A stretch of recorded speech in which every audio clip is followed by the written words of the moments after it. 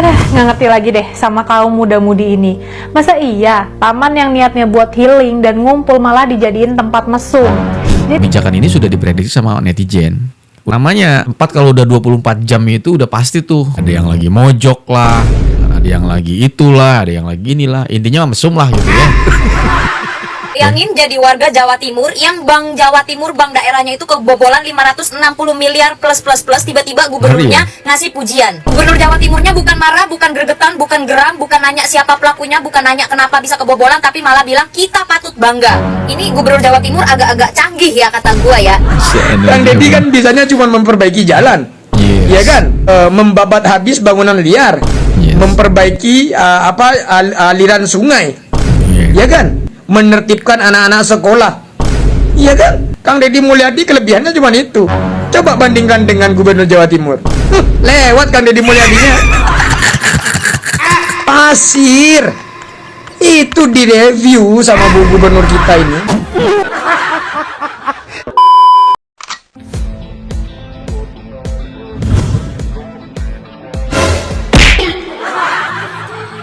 Halo guys, assalamualaikum warahmatullahi wabarakatuh. Selamat datang lagi para pemirsaku yang budiman, yang cantik, yang ganteng, dan cetar Mbah Henol.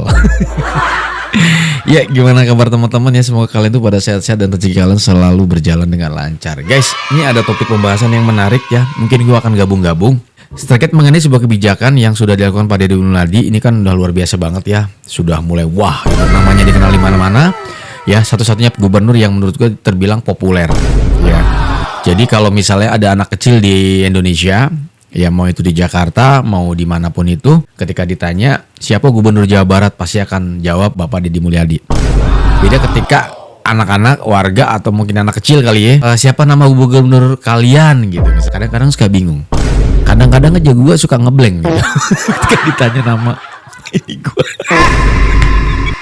Kalau gubernur Jawa Barat kan sosial medianya keren banget. Nah, ini lagi rame banget nih guys. Gubernur Jatim, kemudian ada gubernur Jakarta. Ini, yaudahlah, langsung aja yuk kita gas, kita menuju TKP and play. Apa sih ini kebijakan yang diambil Jabar yang menikmati Jakarta? Di Jabar semua sungai mulai dinormalisasi. Jakarta masih dinaturalisasi. Oke. Penanganan saya di puncak kemarin, sesungguhnya kan saya lagi menjalankan sebuah tujuan utama, menyelamatkan Jakarta, Bekasi dan Bekasi. Nah, kita kan perlu recovery lingkungan tuh. Berapa ribu bangunan yang nanti harus saya angkat dari bantaran sungai. Kemudian normalisasi sungainya harus dilakukan. Menyelesaikan problem di hulu, reboisasi harus kita dorong. Berani berhadapan membongkar bangunan-bangunan yang bertentangan dengan prinsip-prinsip lingkungan. Nah, siapa sih yang menikmati dari seluruh kebijakan itu? Ya, Jakarta. Nah, untuk itu apa yang kami lakukan sesungguhnya sebagai bentuk kemitraan dan bentuk kerjasama dengan tindakan-tindakan nyata dan terukur, mengembalikan kembali tata ruang di Jawa Barat menjadi tata ruang yang memiliki basic ekologi dan mengembalikan kembali alam sebagai fungsi-fungsi penyangga bagi perkembangan Jakarta. Berarti enak banget Jakarta ya. Pak Deddy Mulyadi yang capek-capek bontang-banting ya kan, menormalisasi kali-kali, sungai gitu, yang sekarang dia harus bertempur dengan masyarakat yang mungkin sudah tinggal di situ berpuluh-puluh tahun. Bahkan nggak tanggung-tanggung ya, kasus yang kemarin aja tuh siapa sih, Aur-Auran, itu kan lebih dari 20 tahun ya tinggal di situ di bantaran sungai. Digusur, viral, rame, dan bukan cuma satu orang, rame banget lah. Mereka memperjuangkan mati-matian gimana caranya supaya dapat keadilan, bahasanya kayak gitu. Padahal mereka tinggal di situ sudah berpuluh-puluh tahun, nggak sadar dan nggak tahu diri gitu.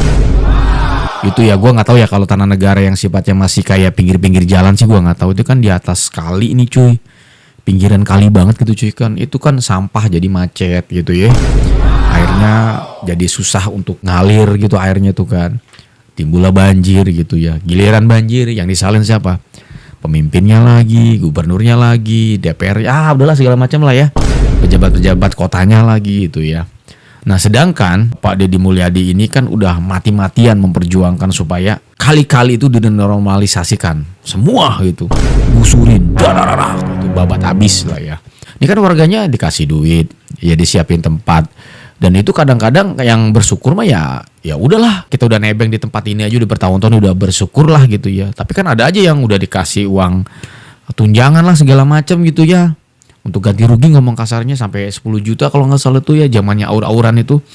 Bukannya terima kasih malah mata pada demo lagi gitu ya. Kan nggak tahu diri. Nah kembali lagi, malah yang menikmati adalah Jakarta. Ini kan luar biasa ya. Nggak ngerti lagi deh sama kaum muda-mudi ini. Masa iya, taman yang niatnya buat healing dan ngumpul malah dijadiin tempat mesum? Jadi Gubernur DKI Jakarta ya? Pak Pramono Anung ngaku menerima laporan kalau taman di Jakarta dijadikan tempat mesum. Menyikapi laporan itu, Pak Pramono langsung memerintahkan aparatnya melakukan penertiban. Satpol PP pun kemudian memasang spanduk di taman-taman di Jakarta itu seperti di Taman Langsat, Tebet Eco Park, Lapangan Banteng, dan lain-lainnya. Bersama Dinas Taman Kota, Satpol PP mereka membuka posko bareng dengan menempatkan 40 orang personel. Mereka ditugaskan mengawasi taman-taman yang ada selama 24 jam. FYI nih ya, tindakan mesum di tempat umum itu melanggar Perda DKI nomor 8 tahun 2007 pasal 18. Hukumannya bisa kurungan sampai 3 bulan atau denda maksimal 50 juta rupiah. Jadi jangan main-main ya. Nah, buat yang belum tahu nih, Pemprov DKI pada awal 2025 lalu merencanakan untuk membuka taman selama 24 jam, yakni Taman Langsat, Ayodhya, Tebet Eco Park, Lapangan Banteng, Taman Menteng, dan Taman Literasi Marta Christina Tiahahu. Iya, kebijakan yang sudah diambil sama beliau itu kan ya harus siap dengan konsekuensinya ya. Kebijakan ini sudah diprediksi sama netizen, udah pasti nggak bakal beres. Nggak beresnya kenapa? Yang pertama, yang namanya 4 kalau udah 24 jam itu udah pasti tuh di atas jam 12 pasti dalam tanda kutip. Dan terjadi kan, banyak banget bahkan viral. Bukan cuma di media TikTok, YouTube, TV-TV, bahkan jadi berita. Ya ada yang lagi mojok lah, ada yang lagi itulah, ada yang lagi inilah. Intinya mesum lah gitu ya. Gubernur DKI Jakarta, halo, shalom, swastiastu, assalamualaikum. Mas Pramono Anung, astaga, ini Gubernur DKI Jakarta, cemana rupanya masa programnya dijadiin tempat mes. Salam APBN, ambil positif, buang negatif, tonton videonya sampai habis. Tanya programnya banyak mendapatkan respon positif, tapi kok ini berita-beritanya negatif toh Pak? Viral di media sosial, taman yang dibuka 24 jam oleh Gubernur Pramono Anung disalahgunakan jadi arena mes. Muda-mudi yang pacaran, kemudian terekam di dalam CCTV, dan saya sudah mendapatkan laporannya. Tentunya yang seperti ini ditertibkan, bukan kemudian yang taman yang buka 24 jam berstop, enggak. Termasuk nanti untuk acara HUT Jakarta, saya sudah meminta untuk diadakan di salah satu taman yang dibuka 24 jam karena mendapatkan respon publik yang luar biasa. Menurut saya mah Pak ya, kalau emang mau 24 jam perpustakaannya aja Pak, tamannya mah jangan, tamannya mah sampai jam 9, jam 10 malam aja Pak. Katanya mendapatkan respon positif yang luar biasa dari masyarakat, tapi ini yang terjadi negatif Pak, malah dijadiin tempat pacaran sama tempat mes. Itu kenapa di situ malah pada mecum-mecum Pak? Kenapa pada mecum? Bener sih Pak, untuk mengurangi anak nakal atau mengurangi tawuran gitu ya Pak, tapi jadinya mecum Pak, mecum. Udah gitu dengan PD-nya, tamannya jangan ditutup tapi anak-anaknya ditertibkan Pak. Bapak pernah muda kan Pak? Bapak pernah bucin kan Pak? Bapak tahu nggak Pak, kalau orang bucin itu susah untuk dinasehati itu susah Pak, sulit. Lagi pula Pak, cemana mau ditertibkannya Pak? Kalau memang warga Jakarta itu tertib Pak, menurut saya itu polisi-polisi udah nggak butuh Pak. Itu penjaga-penjaga taman apa segala macam itu juga nggak butuh Pak, di PHK Pak. Lagi pula Pak, mentertibkan warga Jakarta tidak semudah itu Pak, apalagi muda-mudi yang pacaran Pak. Secara tidak langsung kan dari awal saya udah bilang Pak, waktu saya ngontenin Bapak, dari awal saya udah bilang ini Bapak sama dengan memfasilitasi warga Jakarta untuk pacaran Pak di taman 24 jam. Memang tidak tawuran Pak, tapi jadinya begini. Bener kan kata saya, ini kayaknya saya punya indera ke-6 dah. Ini masih awal-awal buka aja udah dipakai buat pacaran, udah dipakai buat tempat-tempat mecum gitu ya, udah mecum-mecum gitu ya Pak ya. Nanti apalagi Pak, ada kasus pemerkosaan gitu Pak. Gimana rupanya? Bapak mau tanggung jawab Pak? Cemana lah? Apanya yang positif Pak? Apanya respon positif Pak? Beserak lah kita semua ini beserak lah kita ini. Memang tak ada tawuran jadinya, tapi jadi pada mecung, nanti tiba-tiba lagi pada bunting lagi. Aduh Pak, menurut saya Pak, kalau mentertibkan anak muda-mudi yang sedang bucin, yang sedang pacaran gitu ya Pak, sulit Pak. Menurut saya lebih baik keamanannya Pak yang diperketat 24 jam. Kalau perlu nih, satu pasangan yang pacaran di taman itu ya, satu satpam juga tuh yang jagain, satu security juga tuh yang jagain Pak, kalau bisa. Dari awal Pak, anggota DPRD Jakarta itu juga udah wanti-wanti gitu loh Pak. Udah diwanti-wanti beneran aja kejadian Pak. Cemana lah? Udah gitu Pak, taman yang dibuka 24 jam itu penyalahgunaannya juga bukan cuma dipakai buat mecum-mecum Pak, tapi juga bisa juga jadi ada perkaos, terus jadi ada kasus Itu ya kan. Gue plesetinnya apa ya? Begul nanti babi guling, bukan apa? Ya pokoknya kasus itulah ya. Nanti dipakai miras-mirasan gitu ya Pak, dipakai teriak-teriak, minum-minum ya kan. Banyak Pak, negatif-negatifnya tuh banyak Pak. Kalau misalkan mau ya mungkin iya bisa ditertibkan Pak, tapi menurut saya keamanannya itu juga harus 24 jam gitu ya. Itu tadi saya bilang tadi, kalau bisa satu gerombolan itu satu security Pak. Bagus kan Bapak, jadinya buka lapangan pekerjaan baru gitu. Security khusus mengawasi orang pacaran di taman 24 jam. Mantap Pak itu, mantap. Tapi itu cuma saran dari saya aja ya Pak ya. Makanya dari awal saya bilang kalau bisa. Tapi ya kalau nggak bisa, ya semuanya kembali lagi kepada kebijakan Bapak Gubernur ya kan, Bapak Gubernur Jakarta yang terhormat gitu Pak. Ya udah sekian aja ya Pak ya. Semoga nggak ada lagi kejadian-kejadian mecum-mecum gitu, apalagi kejadian-kejadian negatif lainnya gitu ya Pak ya. Saya mohon maaf kalau ada salah-salah kata dan kalimat Pak, karena saya juga mencintai DKI Jakarta Pak. Terima kasih. Sekarang kita akan masuk Jatim kali ya. Seru nih, Jatim lagi rame soalnya guys ya. Bank Jatim dibobol 569,4 miliar. Komisi C DPRD Jatim desak Ibu Khofifah ganti seluruh komisaris dan direksi. Tapi Ibu Gubernur Khofifah Indar Parawansa ogah gubris desakan pergantian komisaris dan direksi Bank Jatim. Kenapa kok ogah-ogahan Bu? Udah males kerjanya, udah capek mikirnya. Gubernur siapa sih nih? Tuker sama Gubernur Jawa Barat boleh nggak? Padahal Kang Deddy Mulyadi Gubernur Jawa Barat sekarang lagi merombak tuh. Bang Jabar ya kan. Lebih baik diganti direksinya, diganti komisarisnya ya kan. Bang Jatim. Ya adem-adem ayem aja. 1,5 triliun loh Bu ya. Edan. Uang Bank Jatim hilang karena kredit fiktif. Aduh, ngeri sekali ya. Kenapa Ibu takut ngusut? Atau biar saya aja lah menggantikan jadi Gubernur Jawa Timur Bu ya. Insya Allah saya sanggup. Sanggup ngoceh-ngoceh sama mengkritik saja. Ya, ini tugas kalian lah, rakyat Jawa Timur, untuk mengomentari gubernur kalian. Terserah lah mau ngomentarin seperti apa, terserah, itu hak kalian, itu kewenangan kalian ya. Saya hanya ini sebetulnya ini kan berita ini sudah beberapa minggu, bahkan mungkin ya beberapa minggu yang lalu ya, sempat juga ada yang bahas kasusnya, kan rame banget gitu. Malah ada netizen siapa tuh yang cewek itu yang malah bersyukur katanya gitu. Oke, nanti kita bahas ya. Bang Jatim kebobolan tapi Bu Khofifah alias Gubernur Jawa Timur malah memberi pujian. Salam APBN, ambil positif buang negatif, tonton videonya sampai habis. Bayangin jadi warga Jawa Timur yang Bank Jawa Timur, bank daerahnya itu kebobolan 560 miliar plus, tiba-tiba gubernurnya ngasih pujian. Gubernur Jawa Timurnya bukan marah, bukan gregetan, bukan geram, bukan nanya siapa pelakunya, bukan nanya kenapa bisa kebobolan, tapi malah bilang kita patut bangga. Ini Gubernur Jawa Timur agak-agak canggih ya kata gua ya. Bank daerahnya, bank daerah yang dia pimpin alias Jawa Timur kebobolan 0,5 triliun lebih, 560 miliar gitu ya, 0,5 triliun lebih gitu ya.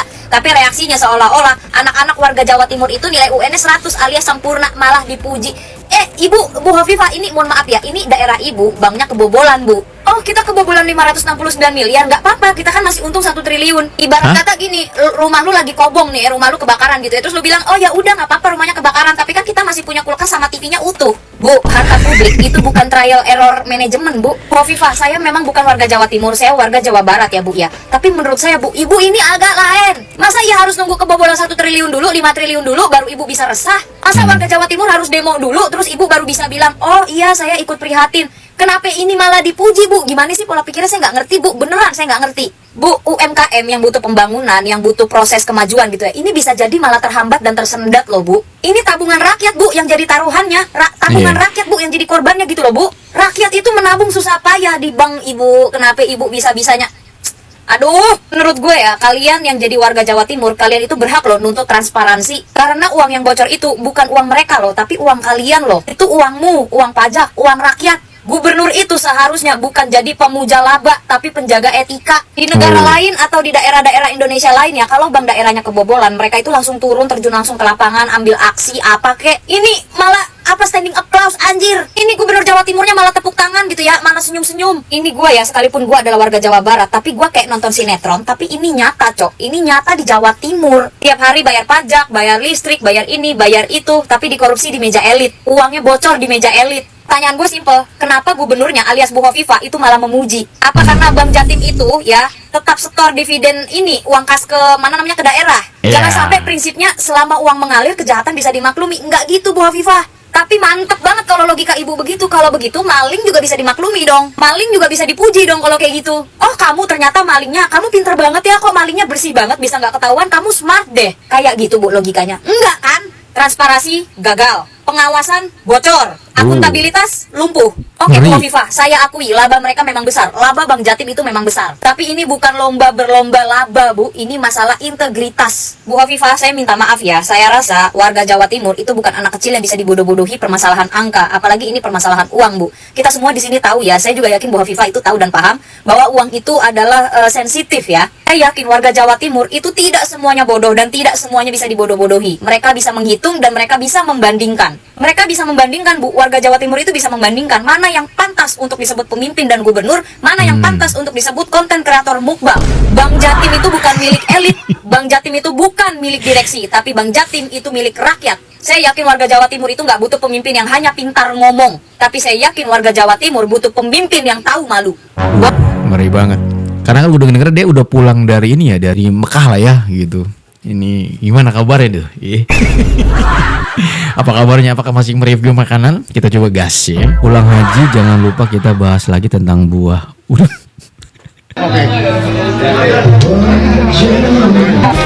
Yang banyak ini Blitar. Oh, di Blitar ya malah. Ini pas lagi kurang oke ya. Kalau yang gede-gede gitu lagi musim.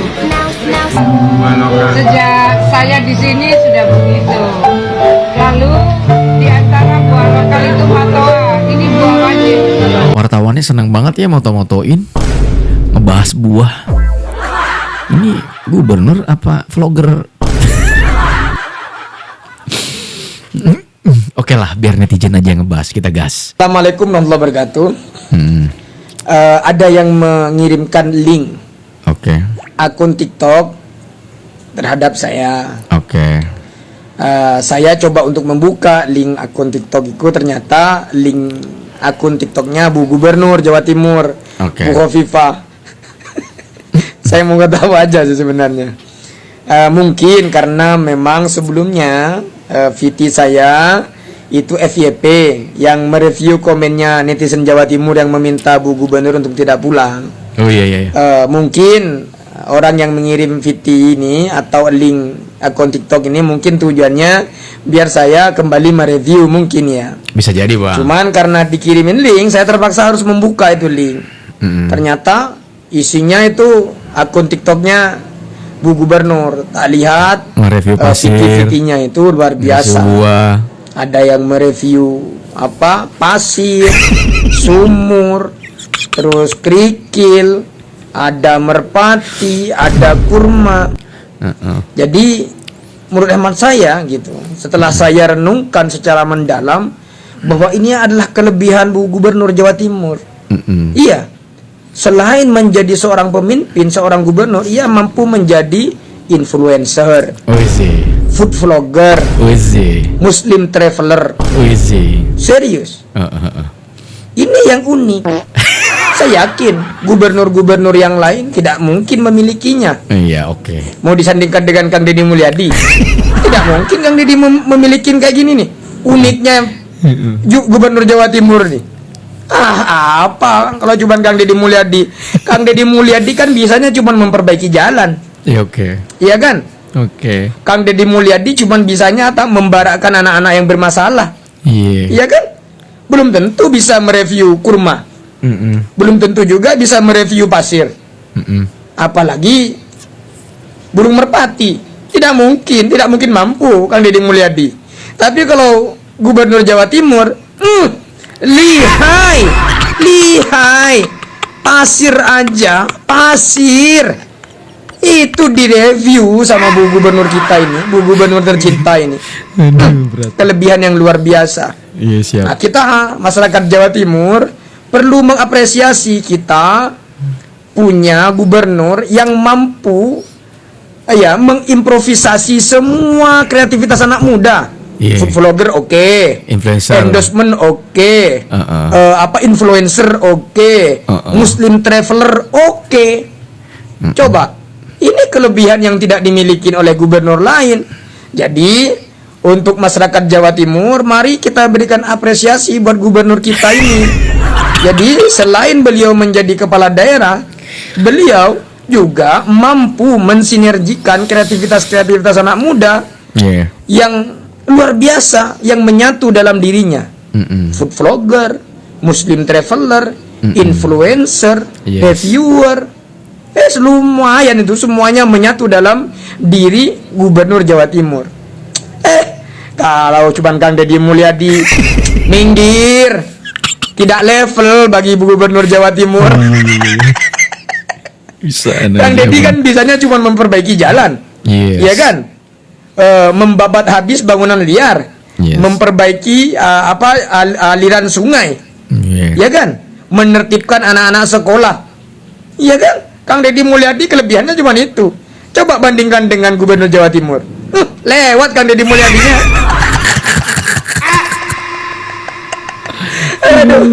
Sebagai arek Jawa Timur, aku yuk suwi-suwi ngerasakno warga Jawa Timur iki jan gak ono matur nuwuni belas nanggone gubernur dhewe. Liyane ngelek-ngelek banding-bandingno cara kerjane ambek gubernur liyane. Akhir-akhir iki sing sering cara kerjane selalu dibandingno ambek KDM Kang Deddy Mulyadi, gubernur Jawa Barat. Opo wae gebrakan sing dilakukan oleh gubernur Jawa Timur selalu salah. Kekarepane warga Jawa Timur, contoh niku KDM, tiruan niku Kang Deddy Mulyadi, kerja itu koyok gubernur Jawa Barat. Ayo Rajo, mosok raimu gak tahu ero pribahasa. Lain ladang, lain belalang, lain lubuk, lain ikannya. Jadi maksudnya apa sing dikerjakan ambek KDM Kang Deddy Mulyadi mungkin itu cocok, bener, tapi kanggo warga Jawa Barat durung tentu gebrakane KDM iku cocok dan diterima ambek warga Jawa Timur. Gak podo rek. Contoh masalah jalan rusak biasa ini. Begitu enek laporan jalan rusak kanggo Jawa Barat, KDM langsung mudun. Jalan rusak didandani di hotmit tanpa beliau tanya, iki jalan desa, iki jalan kabupaten, iki jalan provinsi, iki jalan nasional. Gak, langsung dikerjakno. Kekarepane KDM biar masyarakatnya bisa merasakan dan menikmati pembangunan. Gubernur Jatim gak ngono rek. Beliau itu lebih menggunakan perasaan, menggunakan hati. Ada jalan desa, ya, ada jalan kabupaten, ada jalan provinsi, ada jalan nasional. Oh ya, pernah gue bahas. Saya 2 hari lalu mendapatkan, ini jalan provinsi, sebentar tak cek, itu jalan nasional. Kan bisa bedakan jalan nasional dengan jalan provinsi. Apa coba? Beliau kudu takon dhisik. Iki jalan desa, iki jalan kabupaten, iki jalan provinsi, opo iki jalan nasional. Itu takon dhisik karepe opo sih? Misalnya iki jalan desa, gubernur awake dhewe nggak kepengin ngelarani kepala desa nih. Sama ini sombayang no, yo opo atine, yo opo perasaane kepala desa nih. Nek misalnya jalan rusak nanggone desa didandani ambek gubernur, opo sing dirasakno kades? Kan dianggap seolah-olah dia itu gak kerja, seolah-olah dia itu gak mampu. Jadi eling, gubernur Jawa Timur menggunakan hati dan perasaan, gak kepengin ngelarani wong liya.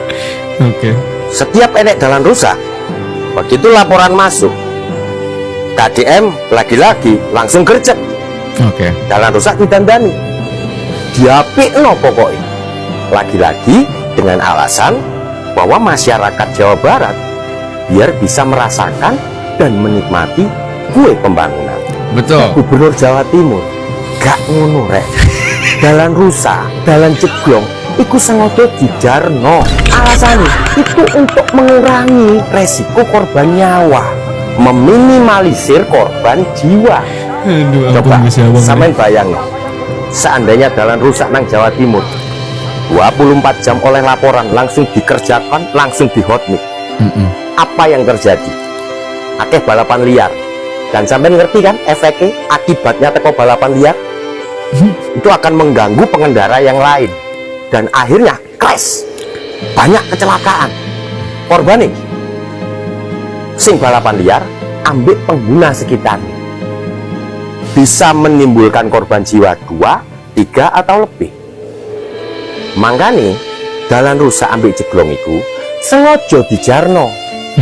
Cek ini apa? Cek ini pengendara itu berhati-hati, gak ndelok HP tapi ndelok dalani rusak, dalan jeglong, jadi dia harus berhati-hati dalam bermanuver. Tapi kok jadi kalau ada jalan rusak di Jawa Timur itu sengaja kata kita ini. Alasannya supaya warganya itu berhati-hati dalam menggunakan kendaraan. Contoh, ini takutnya ada yang nggak ngerti nih. Ada jalan yang berlubang, kan pasti yang pakai motor goyang ke kanan, goyang ke kiri, ngindarin lah gitu. Jadi itu alasannya kenapa Gubernur Jawa Timur kalau ada jalan rusak nggak dibenerin, sengaja buat supaya hati-hati masyarakatnya. Terus keduanya, ketika melihat jalan rusak, itu Gubernur Jawa Timur, menurut abang ini, ketika dia terjun ke lapangan, ini misal kalau ke lapangan, pakai misal ya, karena kan cuman sekali gue lihat itu pakai perasaan dan pakai hati cuy. Ya, ditanya, ini jalan mana? Jalan provinsi kah? Jalan kabupaten kah? Jalan desa kah? Gitu. Jadi kalau bukan kewenangannya, Gubernur Jatim tidak akan mengerjakan jalan itu. Gitu. Karena sesuai dengan poksinya gitu. Beda dengan Gubernur Jawa Barat. Kalau Jawa Barat, kalau misalnya ada jalan rusak, nggak peduli itu jalan mana, mau provinsi kayak mau apa gitu ya, walaupun prioritasnya adalah provinsi, digarap, dikerjain, dibenerin, nggak peduli. Gitu kan. Kalau ada keluhan masyarakat langsung dihajar, selesaiin. Itu kalau Jawa Barat. Ini berdasarkan kata Bang ini. Dan sekali lagi, warga Jawa Timur harap bersabar dan mesti bersyukur. Jangan suka ngebanding-bandingin antara Gubernur Jawa Timur dan Jawa Barat. Karena poksi kerjanya Gubernur Jawa Timur beda dengan Jawa Barat. Selalu menggunakan kok gue gak bisa kayak dia ya. Penyampaiannya itu secara detail, rinci gitu ya. Intinya seperti itu. Ini dia secara halus tapi nyesek gitu. Ya seperti itulah gambarannya, seperti itu ya terjemahan dari video ini. Ada satu lagi dari abang ini guys. Assalamualaikum warahmatullahi wabarakatuh. Ini review batu kayaknya. Saat ini kenapa lu berubah jadi begini, Markimin sih bang? Saya berada di Kabupaten Jember. Saya akan mereview batu-batu yang ada di sini. Kenapa Bu kok batu? Karena seorang pimpinan itu juga harus turun ke bawah agar tahu komoditi spesial dari masing-masing kabupatennya itu apa. Sekarang di depan saya ini ada 4 batu. Saya akan mereview satu persatu. Yang pertama, ini batu bata. Batu bata ini diambil dari puing-puing reruntuhan.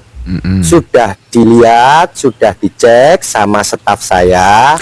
Kandungan batu bata ini luar biasa.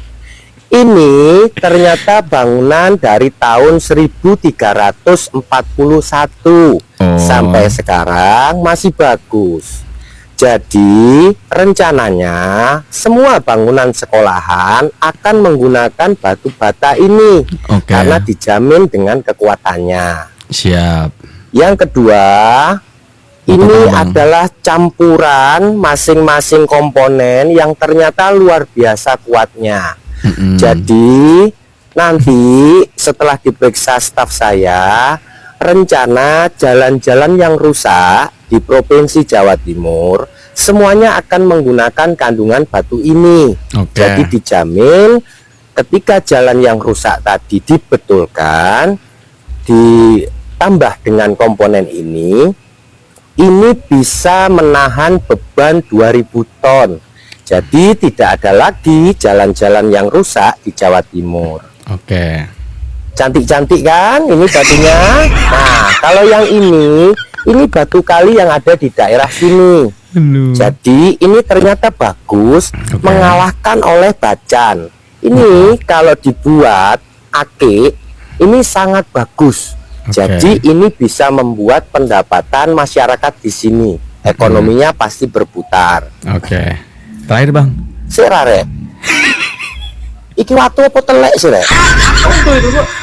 Tapi koyok telek. Watu ibu bu. Tapi koyok watu. Jojo telek. Watu. Iya batu itu. Tapi persis watu. Kok telek? Koyok telek. Telek ya. telek ya. Lah, telek toh. Telek iki kudu watu. Ya apa sih rek? Iso telek mbok telek meco ngene piye karepku ya. Kalau yang tadi kan dia mengkritisi cara halus, tapi tetap dengan jadi diri dia sendiri. Kalau ini mengkritisi secara vulgar, ya walaupun statementnya nggak terlalu ke arah gubernurnya, tapi di sini dia berubah menjadi gubernurnya. Jarang ada loh orang mengkritisi langsung menjadi orang yang dikritisi gitu. Baru dia menurut gue keren banget ya. Koplak Shop 77 silakan kepoin channelnya guys ya. Gitu aja, terima kasih banyak buat kalian yang udah mampir. Mohon maaf nih kalau misalnya pada saat saya membuat konten ada kata-kata yang tidak mengenakan atau ya apapun itulah guys ya. Namanya juga manusia biasa, ya tolong dimaafin. Tapi pada dasarnya kita selalu mendoakan yang terbaik buat pemimpin-pemimpin, gubernur-gubernur yang ada di Indonesia ya, dari Sabang sampai Merauke. Jawa Barat, Jawa Timur, Banten, semuanya ya guys ya. Lampung, mana lagi yang belum sebutin? Maluku Utara, oke. Mana lagi? Ambon kah? Apalah yang belum disebutin? Sok kumpul. Gue sebutin semuanya. Ayo. Pokoknya doa saya yang terbaik buat para gubernur di seluruh Indonesia. Thank you so much. Saya undur diri. Assalamualaikum warahmatullahi wabarakatuh dan bye-bye.